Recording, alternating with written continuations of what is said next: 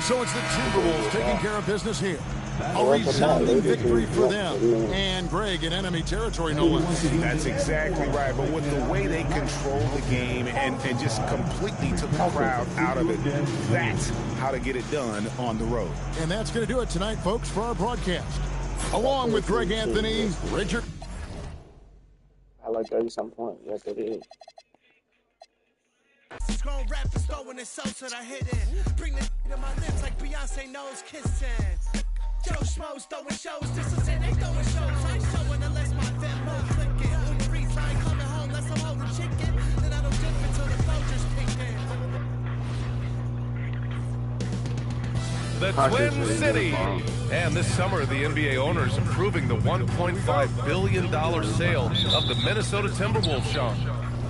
Monster. My man. I put him into Monster.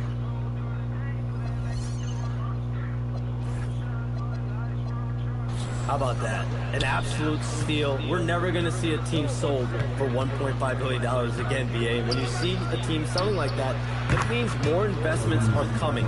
The Wolves play in the second oldest arena in the NBA, so I'm told getting a new one built over the next decade is the next order of business for the Timberwolves. Feels like the right time for an up-and-coming team. They were almost there last season. A look at Indiana's starting group. Neesmith and Siakam are the forwards. Tyrese Halliburton is out there with Shepherd. And it's Zubac in at the center position. And here's Minnesota now. Pass to Gobert. Good ball movement here by Minnesota. Here's Key. Come on, Danny. He buries it from three. Key's got 5 now. Starting to find his rhythm. He's cooking, and he knows it. And you know what? They're going to keep using him. I mean, he'll be the centerpiece of their offense today. You can bank on that. Buries it down low. And the sense was the back half of this year's draft was a little thinner than normal. Why was that, John? It's because the money is getting bigger and bigger in college basketball. And a lot of those potential late first or second round picks can just simply make more money in college than go to the NBA. So as these new rules start to regulate, the revenues potentially get shared more across the schools, potentially it normalizes a little bit. But these players in college are able to make essentially the NBA minimum, if not higher the NBA minimum, even as second round potential picks. Good point. How about Halliburton? Hella going right to the rim, sneak dunking on that attack. Impressive. 4 straight hoops. Ideal start for them. Now here's Halliburton. Last game out, 36 points for him. Siakam the screen. Halliburton, the pass to Siakam. Yep, that one's good. When coaches talk about starting fast, this is what they mean. Now, if you're just tuning in, we've played about 2.5 minutes here in the first. And we're seeing teams these days applying more early ball pressure. Why is that tactic gaining steam, Sean? Well, pressure is always going to provide a level of stress, and so it's a way to wear your opponents down, force them to operate deeper into the shot clock. And really, it's a way for teams to leverage their length, their depth, their athleticism. You are seeing it used in different strategies. Let's go now to the sideline and catch up with Allie LaForce. Well, Chris Finch getting buy-in from his players top to bottom. Anthony Edwards said he's such a great coach and just a likable person. He will coach you hard and he comes in ready for work every day. We look forward to working with someone like that. Back to you. Has them bought in. Thanks much for the report, Allie. Minnesota shooting their first free throws of the night. And you can't take those numbers lightly, fellas. I mean, their free throw shooting made a difference for them in a lot of their games last season. And Minnesota making a change here. Reed's checked in. And a new group getting ready for Indiana. Huff's checked in for Zubac. Toppin comes in for Siakam. Nembhard, he's checked in for Neesmith. And it's McConnell in for Shepherd. Now here's Halliburton. 7 points in the game. Shot clock at 6. The offensive rebound. Back to Nembhard. Toppin outside. I'm the one that took that man. Huff, pass to Halliburton. Tries again. And he lays it in. Halliburton's got 9. Scoring well this quarter, picking up steam as he goes. For Minnesota, they've gone 4 of 5 so far. Looking sharp. What a finish. I mean, he just took over himself. What a show of power right there from the point guard. Man, sweet. And you know, guys, when your point guard is making explosive plays at the rim, I really do think it sets the tone for the rest of the team. Halliburton against Edwards. And here's Halliburton. He's off on that one. Outside Reed. This one for three. Toppin with a double team. Outside McDaniels. Here's Key. Sends it home from three-point land. He's got 11. Yeah, he's been having his way this quarter, attacking the basket and protecting their lead. 30 seconds left in the first quarter here. Nimhart finds Halliburton.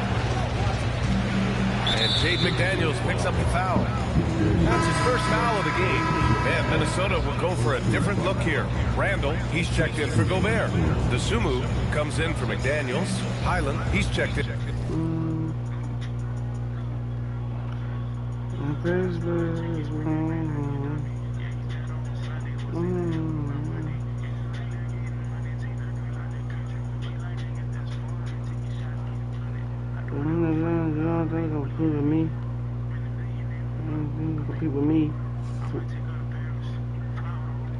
In for Anthony Edwards, and Conley subbed in for Key. Then for I love Miami. Indiana, Siakam, he's checked in for Huff, and it's Thompson in for Halliburton. 23 seconds left in the first quarter of the game. Toppin a screen on Reed. Siakam for three, and it's Dosunmu with a rebound. Conley passes to Highland. Right side Conley. Back to Highland. Jacks up a three. Oh, he got it up in time, but it wouldn't fall for him. And we've reached the end of the first quarter. It's Minnesota up 5. Quarter number 2 coming up right after this break. Don't go anywhere.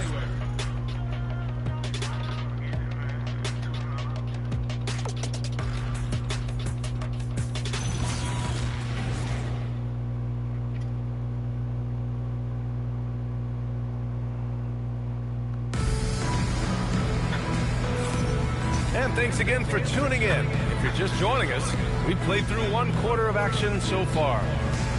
And a look now at how the offensive approach has been going here so far for the Timberwolves. You know, right from the start, it seemed they got hot from three-point range, pulling apart the defense and racking up the points, too. Another thing they're doing well early on is moving the ball, playing selfless basketball, and getting everybody involved on the offensive end. The Timberwolves lead by 5, and with picks 2 and 3 in this year's draft, Chums, we saw the Spurs and the Sixers add to already crowded backcourt rotations. The draft is really a talent grab, so you have to go for the best available. But we saw in the finals the value of having multiple guys who can play with the ball in their hands, spread the floor, do multiple things on the court, and the competitiveness is a big part of this.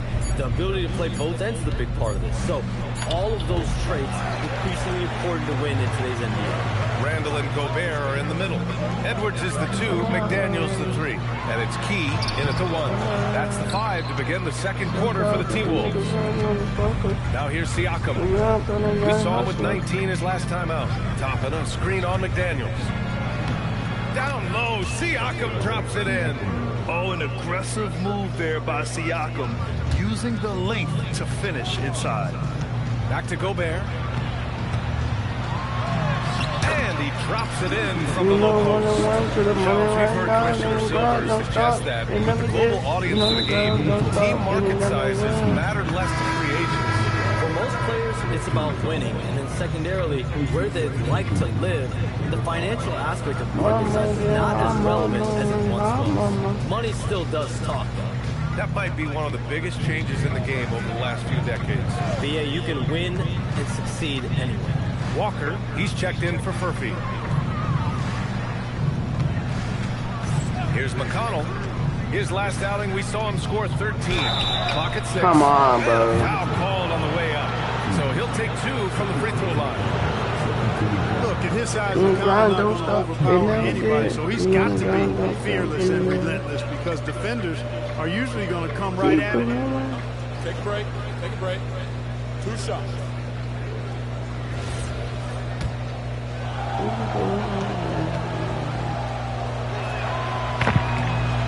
first one at the line is good.